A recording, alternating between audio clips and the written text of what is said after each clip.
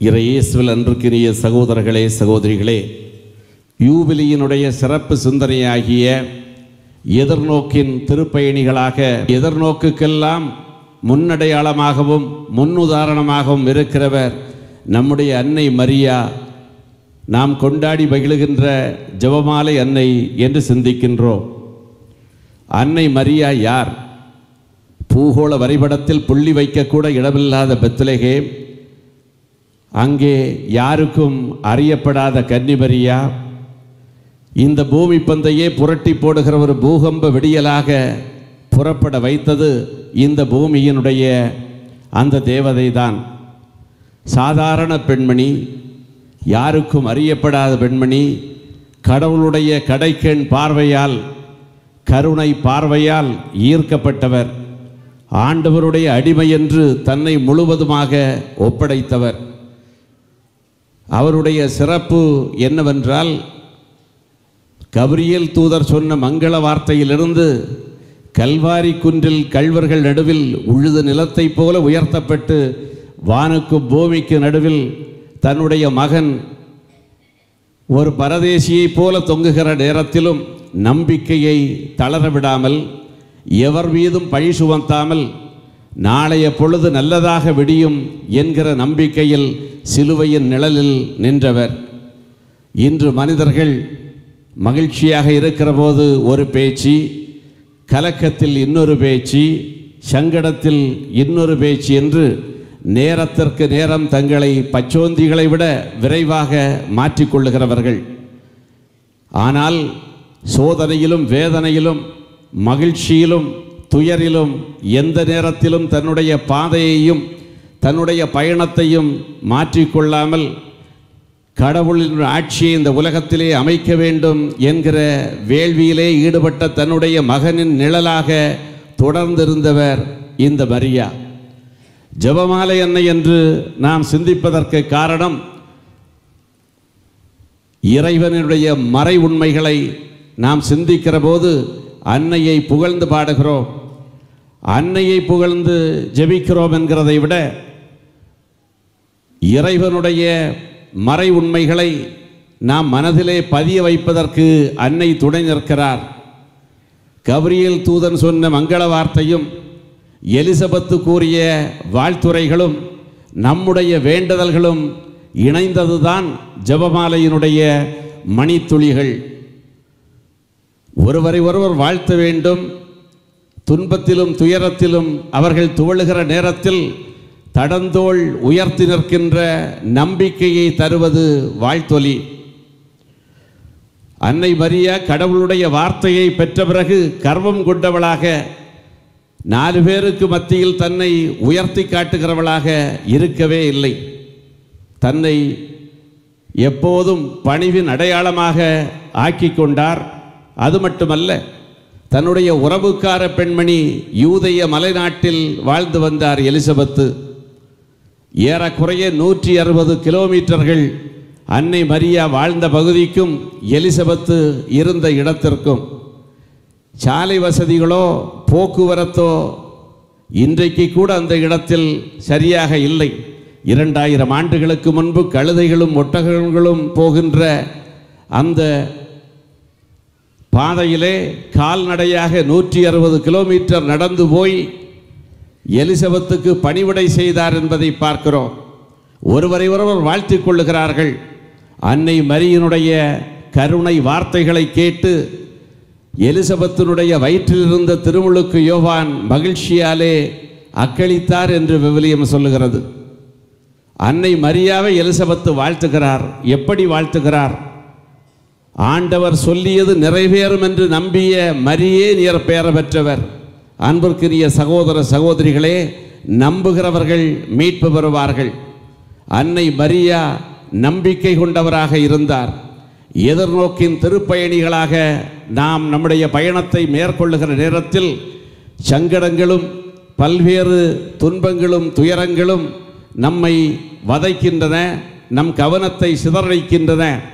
திருவவை என்கிற புனிதமான பயணத்தை மேற்கொள்ளுகிற நேரத்தில் அங்கொன்றும் இங்கொன்றுமாக நடைபெறுகின்ற சில தவறுகள் பத்திரிகையில் தலைப்புச் செய்திகளாக மாறுகிற போது நாமே சங்கடப்படுகிறோம். திருச்சபையினுடைய கதை முடிந்து விட்டது, திருச்சபை அழிந்து விட்டது என்று சில பேர் அவநம்பிக்கைகள் கொள்ளுகிறவர்கள் இருக்கிறார்கள்.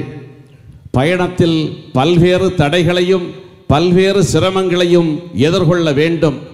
அலைவாய்கிற கடலில் ஆர்த்தெழுகிற புயலில் பத்திரமாக பயணம் நடத்தி அலைகளை வென்று கரைக்கு வருகிறவன்தான் மீன்பிடி தொழிலாளியாக இருக்க முடியும்.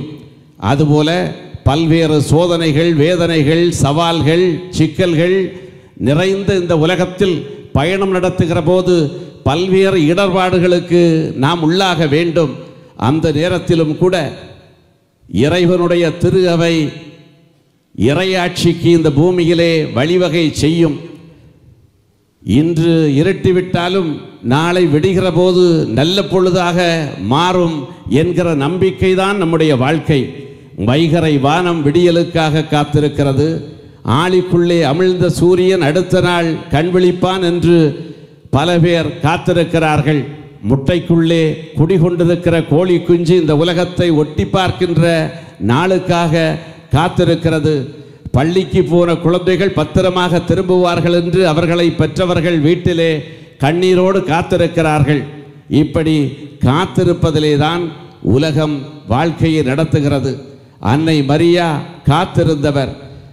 துன்பங்கள் துயரங்கள் நிறைந்தாலும், சிலுவைகள் வருத்தினாலும், பெரிய வெள்ளிகள் நம்மை அமுக்கினாலும் ஈஸ்டர் ஞாயிறு உண்டு என்கிற நம்பிக்கையிலே தன்னுடைய பயணத்தை நடத்தியவர்.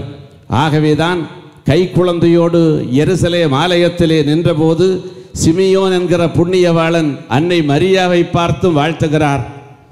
இந்த குழந்தை பல பேருடைய எழுச்சிக்கும் சில பேருடைய வீழ்ச்சிக்கும் இது எதிர்ப்பின் அறிகுறியாக இருக்கும்.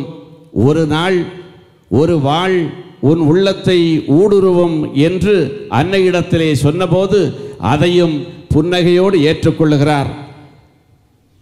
உம்மை தாங்கிய வயிறு பேறு பெற்றதென்று ஊர்க்காரர்கள் உச்சி முகந்து மெச்சி புகழ்ந்த நேரத்தையும் ஏற்றுக்கொண்டார். மகனை பார்த்து இவன் பைத்தியக்காரன், பாவிகளோடு பந்தியிலே இருக்கிறான் என்று குறைபட்ட நேரத்திலும் கூட அவர் சங்கடப்படவில்லை. மனதிற்குள் அழுதிருக்கக்கூடும், வெளிப்படுத்தவில்லை. நம்பிக்கையோடு நடந்து போகிற ஒரு அன்னையைத்தான் நம்முடைய எதிர்நோக்கின் உதாரணமாக கொண்டு வாழ்வதற்கு அழைக்கப்பட்டிருக்கின்றோம். அன்னை மரியா கடவுளின் தூதன் கபிரியேல் சொன்ன வார்த்தையை ஏற்ற பொழுது ஒரு பொறுப்பை தாங்கி இருக்கின்றோம் என்ற மனநிலையை கொண்டவராக இருக்கிறார். ஒரு பொறுப்பை பெற்றுக்கொண்டவர்கள் தலைப்புச் செய்திகளிலே வர வேண்டும், தங்களுடைய பெயர் ஊருக்கெல்லாம் தெரிய வேண்டும் என்று நினைப்பது பெருமை அல்ல. அந்த பொறுப்புக்கேற்ப தன்னுடைய வாழ்க்கையை அமைத்து கொண்டு அதிலே சிறப்புற வேண்டும் என்று நம்புவதுதான் நம்பிக்கை. கடவுளின் செய்தியை கேட்ட அன்னை மரியா எலிசபெத்தை சந்தித்த பிறகு மகிழ்ந்து பாடுகிறார், கடவுளை புகழ்ந்து பாடுகிறார். என் ஆன்மா ஆண்டவரை ஏற்றி போற்றுகிறது என்று இறைவனை புகழ்கிற அந்த வரிகளுக்குள்ளே தான் அவருடைய எதிர்கால நம்பிக்கை உட்கார்ந்திருக்கிறது. வாழ்க்கையில் ஆகாது, கூடாது, நடக்காது, இருக்காது, முடியாது என்று எதிர்மறைகளை கேட்டு கேட்டு பழகி போனவர்களுடைய மத்தியிலே எல்லாம் நடக்கும், இறைவனால் இயலாதது எதுவும் இல்லை என்கிற நம்பிக்கை பிரகடனத்தை அன்னையினுடைய புகழ்ச்சி பாடல் நமக்கு சுட்டி காட்டுகிறது. அதிலே என்ன நம்பிக்கை இருக்கிறது? அன்னை மரியா வாழ்ந்த காலத்தில் ஏழை எளியவர்கள், வறுமை கூட்டுக்கு கீழே வாழ்க்கை நடத்தியவர்கள் பல பேர் இருந்தார்கள். வானத்தை கூரையாக கொண்ட சாதாரண சாமானியர்கள் இருந்த அந்த சமூகத்திலே தான் அவருடைய புகழ்ச்சி பாடலிலே என்ன வருகிறது? செல்வந்தரை வெறுங்கையராய் அனுப்பிவிட்டார், பசித்தோரை நன்மைகளால் நிரப்பினார் என்கிற ஒரு சமத்துவ எண்ணத்தை, அந்த எதிர்நோக்கின் அறிகுறியை சொல்லி காட்டுகிறார். 19ஆம் 20ஆம் நூற்றாண்டுகளில் பொது உடைமை சிந்தனை வந்து இந்த உலகத்தை புரட்டி போட்டது. காரல் மார்க்ஸும் ஏங்கல்ஸும் புதிய சிந்தனைகளோடு இந்த உலகத்திலே உருவாகி எல்லோரும் எல்லாம் பெற வேண்டும் என்கிற ஒரு மாற்று சிந்தனையை, ஒரு புதிய சிந்தனையை உருவாக்கினார்கள் என்று நாம் வாசிக்கின்றோம். ஆனால் 2000 ஆண்டுகளுக்கு முன்பே ஒரு சமூக மாற்ற சிந்தனையை தன்னுடைய மனதிற்குள்ளே வைத்திருக்கின்ற எரிமலையாக இருந்தவர் அன்னை மரியா. ஏழைகள் ஏற்றம் பெற வேண்டும், வறியவர்கள் வாழ்க்கையை பெற வேண்டும் என்கிற நெஞ்சுக்குள்ளே புதைத்திருந்த அந்த நெருப்புதான் இன்றைக்கும் திரு அவையிலே எரிந்து கொண்டே இருக்கிறது என்பதை மறந்துவிடக்கூடாது. சோகம் வருகிற நேரத்தில் சொந்தக்காரர்கள் கூட நடைகட்டி விடுவார்கள். பச்சையாக இருக்கிற பொழுது, பசுமையாக இருக்கிற போது சுற்றி வளைத்து சொந்தம் கொண்டாடுகிறவர்கள் சங்கடத்திலே போகிற போது இவனை யாரென்று தெரியாது என்று சொல்லிவிட்டு போய்விடுவார்கள். ஆனால் எந்த சூழ்நிலையிலும் தன்னுடைய நிலையை மாற்றிக்கொள்ளாமல் கடைசி வரையிலும் அந்த நிலைப்பாட்டிலே நிலைத்திருந்தவர் அன்னை மரியா. ஆகவேதான் அவருடைய பயணம் தொடக்க கால திரு அவை வரையிலும் தொடர்வதை பார்க்கின்றோம். இயேசுவோடு வழி நடந்தவர்கள் உம்மை விட்டு ஒருபோதும் விலகவே மாட்டோம், அற்ற குளத்து அருநீர் பறவை போல் இல்லாமல் கொட்டியும் ஆம்பலுமாய் ஒட்டியே இருப்போம் என்று கட்டியம் கூறியவர்களெல்லாம் துன்ப வருகிற நேரத்தில் அவர்கள் பறந்தே போனார்கள், இயேசுவை மறந்தே போனார்கள். ஆனால் எந்த சூழ்நிலையிலும் அன்னை மரியா நிழலை போல இயேசுவை தொடர்வதற்கு காரணம் இயேசுவின் மீது வைத்திருந்த நம்பிக்கை, நிலைவாழ்வு நிறைவாழ்வு உண்டு என்கிற நம்பிக்கை. இன்றைய பொழுது போகட்டும், நாளைய பொழுது நல்லதாக புலரும் என்கிற நம்பிக்கை. இந்த எதிர்நோக்கு தான் நமக்கு இருக்க வேண்டும். அடிப்படையில் மனிதர்களுக்கு எதிர்நோக்கு குறைந்து கொண்டே போகிறது. காரணம், நாம் பார்க்கின்ற வாழ்க்கை, குடும்ப வாழ்க்கையை எடுத்துக்கொண்டால் எதிர்நோக்கு குறைந்து விடுகிறது. தாலி கட்டுகிற நேரத்திலே பக்கத்தில் இருக்கிறவன் சொல்லுகிறான், இது எத்தனை நாளைக்குத்தான் நீட முக்கியமோ. திருமண வீட்டில் வந்து மணமக்களை வாழ்த்த வேண்டும், ஆசி வழங்க வேண்டும் என்று திருமண ஏடுகளிலே அடிப்பார்கள். திருமண பந்தியிலே இடம் கிடைக்கவில்லை என்றால் வாயிலிருந்து வருகிற வார்த்தைகள் மணமக்களை வாழ்த்துவதாக வராது, அவர்களை ஏசுவதாகத்தான் இருக்கும். ஏனென்றால் குடும்ப வாழ்வு இன்றைக்கு சங்கடத்திலும் பல்வேறு சவால்களிலும் சிக்குண்டு சிதறிப்போவதை பார்க்கிறோம். மேள தாளங்கள் முழங்க, வீடியோக்கள் மினுங்க, பட்டுச்சேலைகள் பளபளக்க நடைபெறுகின்ற திருமண வார்த்தைப்பாடுகள் வாழ்க்கையின் பாடுகளில் படாத பாடுபடுவதை பார்க்கின்றோம். குடும்ப வாழ்க்கை பணம் இருந்தால் குடும்பம், இல்லை என்றால் இல்லை என்கிற நிலையிலே வருகிறது. அன்னை மரியா துன்பத்தில் துணையிருக்கின்ற துடுப்பாக இருக்கிறார். எத்தனை சோதனைகளும் புயல்களும் சூறாவளிகளும் சூழ்ந்தாலும் கூட ஒரு படகை வழிநடத்துகின்ற சுக்கானை போல திரு அவையையும் திருப்பயணிகளாக வழிநடத்துகின்ற பேராற்றல் அன்னை மரியாவிடத்திலே இருக்கிறதை பார்க்கின்றோம். அன்னை மரியாவுக்கு ஏன் இந்த சிறப்பென்று சில அறிவியலிகள் அங்கொன்றும் இங்கொன்றுமாக முழங்கி திரிவதை பார்க்கின்றோம். இயேசுவைத்தானே நாம் நம்ப வேண்டும், அவருடைய அம்மாவுக்கு என்ன அதிமுக்கியம், அவர் ஒரு முட்டையை சுமந்த முட்டைத்தோடு தானே என்று முட்டாள்தனமாக பேசித் திரிகிறவர்கள் இருக்கிறார்கள். அன்னை மரியா கடவுளா என்றால் கடவுள் இல்லை, அதற்கும் மேலாக கடவுளின் தாய். இது கடவுளே ஏற்படுத்திய ஒரு நியமம். இறைவனே கண்டெடுத்த மாணிக்க பெட்டகம் மரியா. தன்னுடைய மீட்பு திட்டத்திற்கு இவர்தான் உகந்தவர் என்று இயேசு பிறப்பதற்கு முன்பே மரியாவை தேர்ந்து கொண்டவர் நம்முடைய இறைவன். ஆகவே அந்த இறைவன் தேர்ந்தெடுத்த மாணிக்க பெட்டகம் மரியா நமக்கெல்லாம் முன்மாதிரியாக இருக்கின்றார், நமக்கெல்லாம் நம்பிக்கையை ஊட்டுகிறார். இன்றைக்கு அவநம்பிக்கை சூழ்ந்த ஒரு உலகத்தில் நம்பிக்கையை உருவாக்குகிறவர் மரியா. அந்த மரியன்னையினுடைய வழியை பின்பற்றுகின்ற நம்முடைய தாய்மார்களும் நம்பிக்கையை உருவாக்குகிறவர்களாக இருக்க வேண்டும். இறைவாக்கினர்கள் நம்பிக்கையை உருவாக்கினார்கள். எரேமியா என்கிற இறைவாக்கினர், அவர் நம்பிக்கையின் இறைவாக்கினர். துன்பம் துயரம் வருகிற நேரத்திலே கூட கடவுளை சிக்கென்று பிடித்து கொண்டவர். கடவுளுடைய அழைப்பு வந்தபோது சங்கடப்படுகிறார், மரியாவை போல குழம்பி போகிறார். இது எங்கனமாகும் என்று மரியன்னை கேட்டதைப் போலத்தான் எரேமியாவும் அவருடைய நிலை கண்டு ஆச்சரியப்படுகிறார்.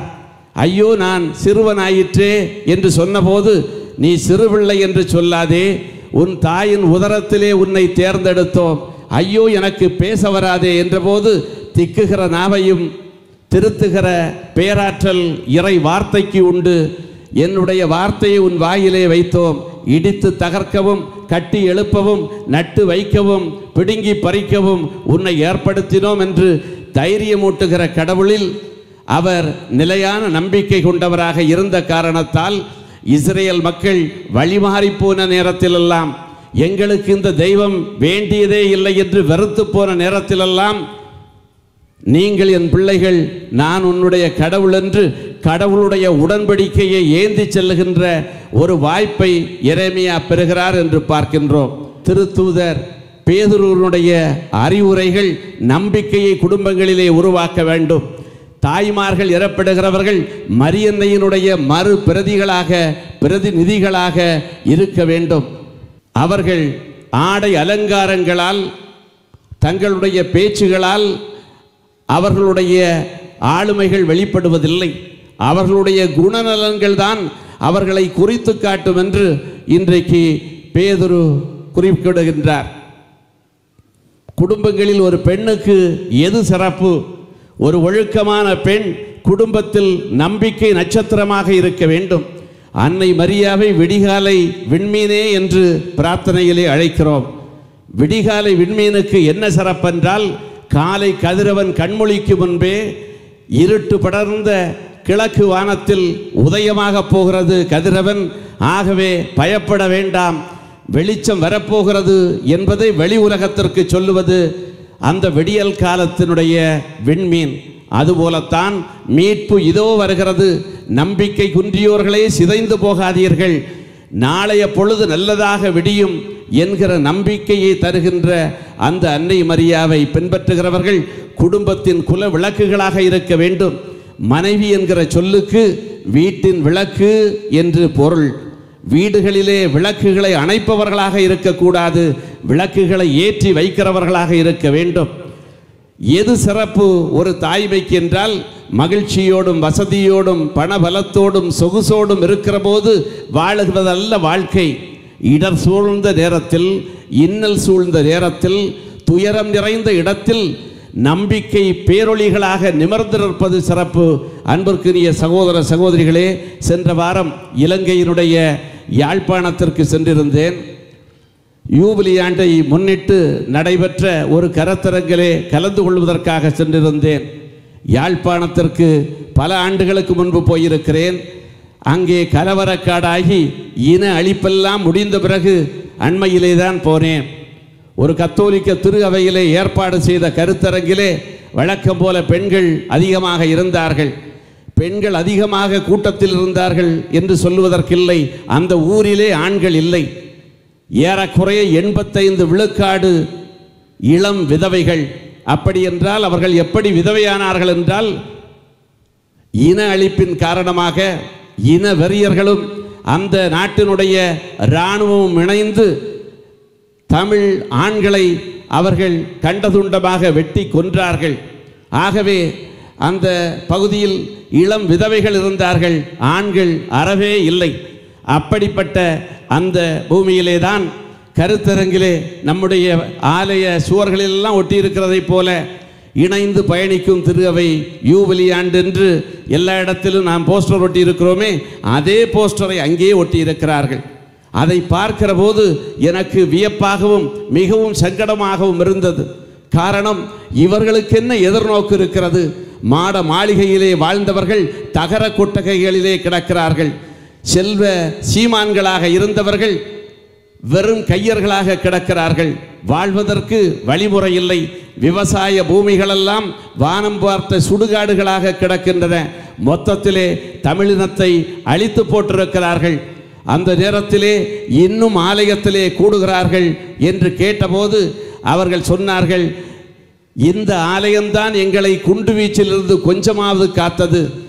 குண்டுவீச்சு நடக்கிற நேரத்திலெல்லாம் இந்த மாதா கோவிலிலே வந்துதான் நாங்கள் தஞ்சம் கொண்டோம். எங்களுக்குள்ளே சாதி மத வேறுபாடு இல்லை. பாதிக்கப்பட்டவர்கள் நாங்கள் இந்த கோயிலிலே தான் குடியிருந்தோம். இங்கும் 5-6 முறை குண்டுகள் வீசப்பட்டன. அவர்கள் மீது பல குண்டுகள் வீசப்பட்டாலும் நம்பிக்கை இன்னும் அழிந்து போகவில்லை. எல்லாம் கரிந்து போனதென்றாலும் எங்கோ ஒரு சிறு முளையானது முளைத்து நாளைய விருட்சத்திற்கு கட்டியம் கூறுவதைப் போல பாழ்பட்டு போன அந்த யாழ்ப்பாணம் பூமியில் இன்னும் நம்பிக்கைகள் மாற்றம் குறையவே இல்லை. கிழக்கு தைமூர் எப்படி தனி நாடாக உயர்ந்ததோ அதுபோல இன்றைக்கில்லை என்றாலும் நாளைக்காவது எங்கள் தலைமுறை ஒரு தனி நாட்டை காணும் என்கிற நம்பிக்கையை விதைக்கிறார்கள். பார்க்க போன எனக்கு நம்பிக்கை இல்லை. ஆனால் துயரத்தில் இருக்கிற அவர்களுக்கு, கண்ணீர் கடலிலே தத்தளிக்கிற அவர்களுக்கு, எல்லாவற்றையும் இழந்துவிட்டு வெறுங்கையராக இருக்கிற அந்த மக்களிடத்திலே இன்னமும் எதிர்நோக்கின் நம்பிக்கை இருக்கிறது என்றால், உலகம் இறைவனுடைய படைப்பு, அதை அவ்வளவு சீக்கிரத்திலே அழிய விட மாட்டார். என்றாவது ஒரு நாள் நிமிர்ந்து நிற்கும் என்கிற நம்பிக்கை தான் மனிதனுக்கு வர வேண்டும்.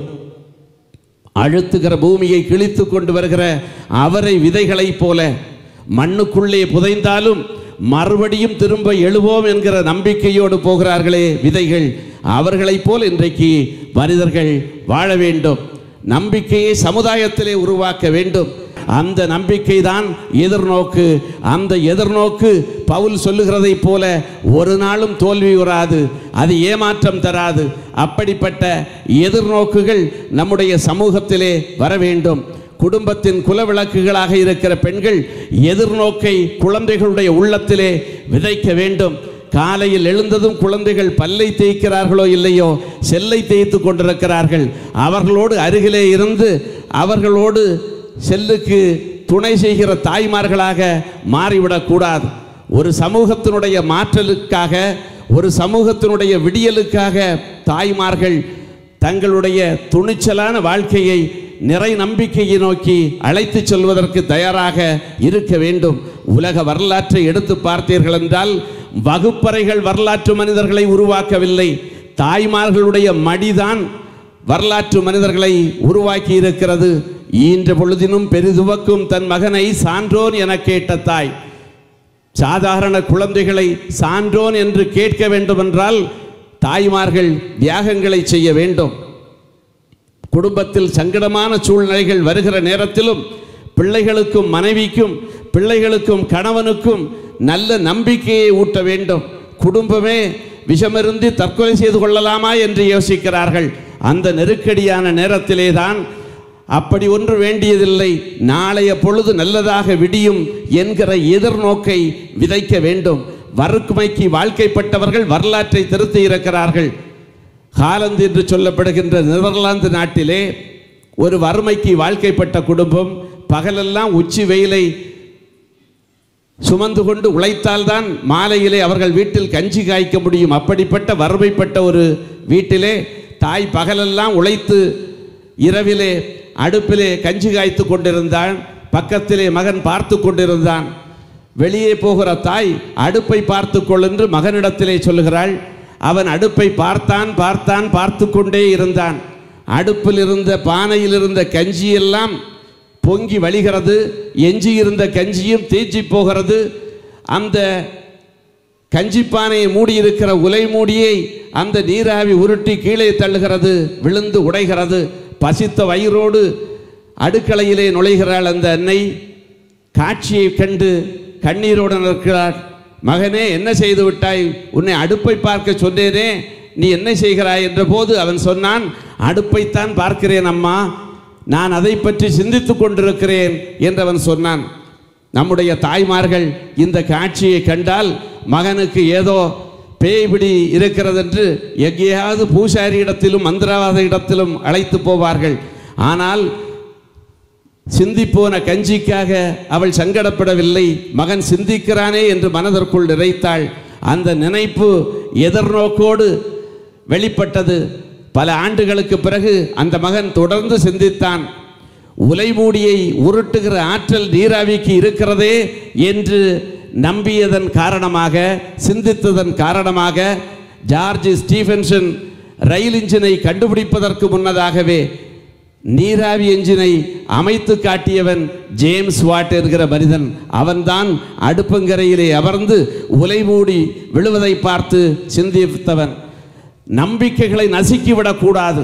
குழந்தைகளுடைய உள்ளத்திலே நம்பிக்கையை ஊட்ட வேண்டும். குடும்பமே குலைந்து போகிற நேரத்தில் சங்கடப்படக்கூடாது. உன் தகப்பன் குடிகாரனாக இருக்கிறான், நீ சொல்லுவழி இல்லாமல் திரிகிறாய், நானும் ஏம்பாட்டுக்கு போகிறேன் என்று போனால் குடும்பம் உருப்படாது. இன்றைய நவீன தொழில்நுட்பங்கள், சமூக ஊடகங்கள் நம் குடும்பத்தை பாழாய்படுத்துகின்றன. ஒரு காலத்தில் பெண்கள் எல்லாம் இருந்தார்கள், கணவர்கள் வேலைக்கு போகிற நேரத்தில் போய் வாருங்கள் அத்தான் என்று அவர்கள் வாசலிலே நிறைந்த முகத்தோடு வந்து சொல்லுவார்கள். இன்றைக்கு என்ன சொல்லுகிறார்கள்? போயிட்டாரு அத்தான், நீங்க வாங்க என்று சொல்லுகிற அளவிற்கு அழுக்கான சமூகம் உருவாகி கொண்டே இருக்கிறது. ஒரு குடும்பத்தின் குலவிளக்காக இருக்கிறவர்கள் ஜெபமாலை அன்னையை போல நம்பிக்கையை ஊட்டுகிறவர்களாக இருக்க வேண்டும். 8 வயது எட்டாத பிஞ்சி பாலகரை ஒரு நாள் அமெரிக்க பள்ளிக்கூடத்திலிருந்தே அனுப்பிவிட்டார்கள். கையிலே ஒரு கடிதம். கடிதத்தை வாசித்து பார்த்தாள் அந்த தாய், ஏழை தாய். அவள் கண்ணீரை மறைத்துவிட்டு சொன்னாள், மகனே, என்ன எழுதியிருக்கிறது தெரியுமா? இது உன்னை பற்றிய பாராட்டு பத்திரம். நீ சிறந்த அறிவாளி, பிறப்பாலே அறிவாளி, உனக்கு கல்வி போதிக்கிற அளவிற்கு ஆற்றல் பெற்ற ஆசிரியர்கள் இல்லை, ஆகவே நீ வகுப்புக்கு போக வேண்டாம், உனக்கு நானே பாடம் சொல்லித் தருகிறேன் என்று அதிலே எழுதியிருந்ததை பார்த்து பரவசப்பட்டு மகனிடத்திலே சொன்னாள். மகனுக்கு ஆச்சரியம், நம்ப முடியாத ஆச்சரியம். அந்த நம்பிக்கையிலே தான் அவன் நடந்து பள்ளியை மறந்தான், வகுப்பறையை துறந்தான். தாயினுடைய அந்த வழிகாட்டுதலிலே, அந்த நம்பிக்கையிலே நடந்தான்.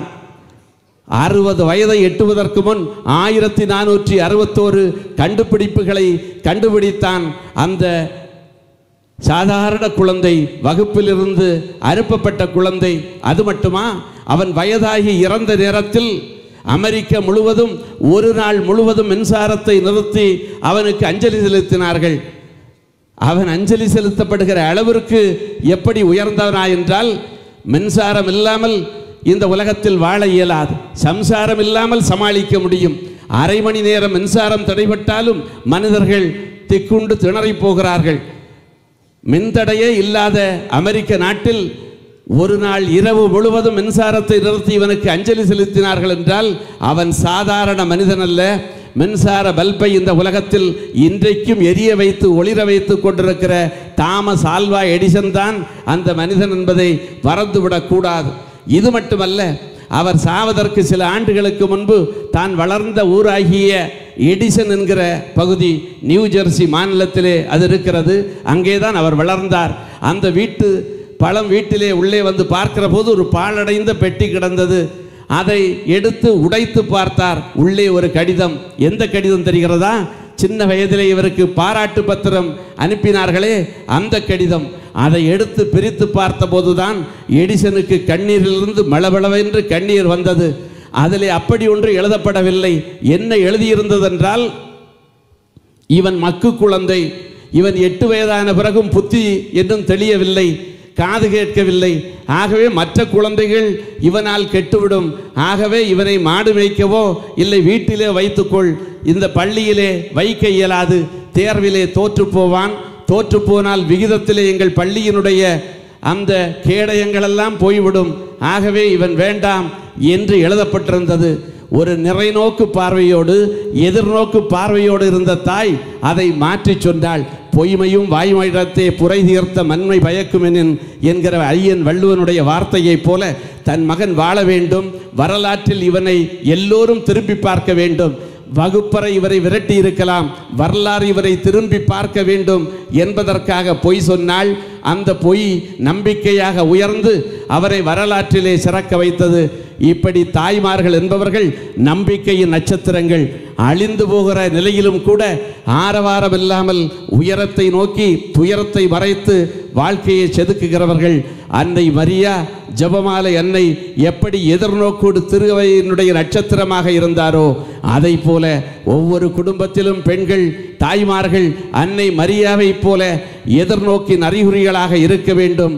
எதிர்காலத்தை உருவாக்க வேண்டும். நல்ல நிலைகளிலே நாளைய பொழுது விடிய வேண்டும். அதற்கு துணை இருக்க இறையருள் பெருக வேண்டும் என்று இந்த திருப்பலியிலே தொடர்ந்து மன்றாடுவோம். ஆமீன்.